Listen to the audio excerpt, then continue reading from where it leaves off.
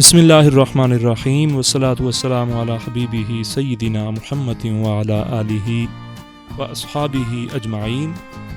السلام علیکم۔ اجمیر اسٹوڈیو کا نیا ایپیسوڈ، میں ہوں حافظ نعیم چشتی آپ کی خدمت میں حاضر۔ آج میں کھڑا ہوں مری مار روڈ پہ۔ آج میں پرسنلی بات کرنا چاہ رہا تھا آپ سے۔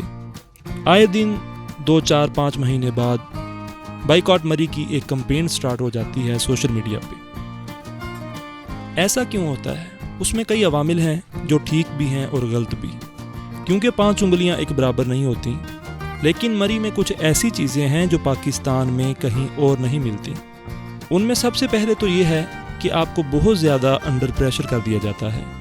فیملی کے ساتھ ہو تو بندہ تھوڑا پریشان بھی ہو جاتا ہے، یار چھڑ دے جان۔ اور دوسری بات یہ کہ میں مری مار روڈ پہ تھا، مجھے ایک بندہ آ کے کہتا ہے کہ بھائی آپ کو ہوٹل چاہیے۔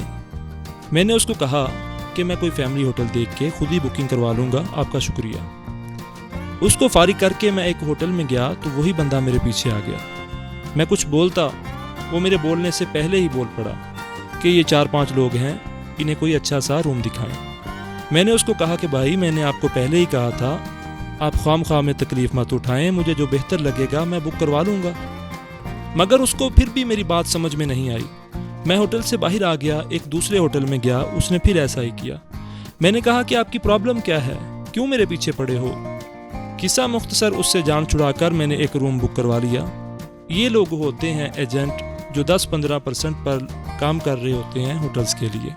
دیکھیں، اگر آپ اس طرح سے پریشان کریں گے لوگوں کو، مری آنے والوں کے ساتھ جھگڑا کریں گے تو اس سے آپ کے شہر کی ساخت خراب ہوگی۔ اور دوسری بات یہ کہ پریشان اتنا نہیں کرنا چاہیے، پیچھے نہیں پڑنا چاہیے کہ آپ نے یہی ہوٹل لینا ہے، میں آپ کو کروا دیتا ہوں۔ فیملی کے ساتھ بندہ ہوتا ہے، 8, 10 یا 15 گھنٹے کا لوگ سفر کر کے یہاں پہنچتے ہیں۔ آپ اس وقت کی ان کی ذہنی حالت کو مد نظر رکھا کریں، اس کے حساب سے چلا کریں۔